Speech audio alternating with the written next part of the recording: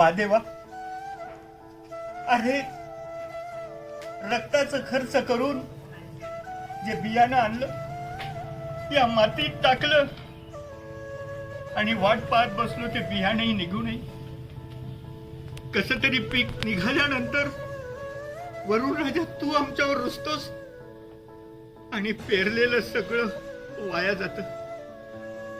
कधी पाऊस येतो, भरभरून धान्य पिकलेलं असतं आणि ज्या वेळेस ते काढायचं येतस त्यावेळेस तू धो धो धो धो धो पडून सगळं आमचं पूर्ण तोंडाला आलेलं घास तू गिळण करतो. ईश्वरा,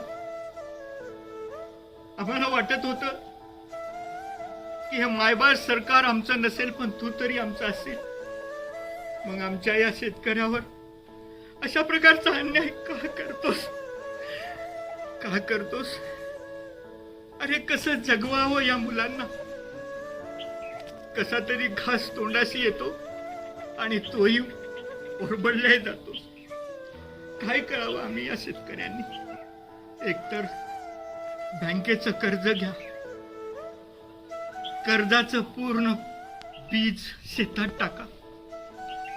शेतात टाकलेलं बीज कसं तरी येईल असं या आशेनं, आशाभूत नजरेनं आम्ही तुमच्याकडे पाहतोस, पण तूही आमच्यावर रुसलास. कधी कधी तर चातक पक्षासारखी वाट पाहायला लावतोस आणि कधी कधी पीक आल्यानंतर धो धो धो धो बरसतोस आणि आमच्या आता तोंडाशी आलेला पूर्ण घास तू गिळकृत करतो. काय काय करावं आम्ही? काय करावं आम्ही?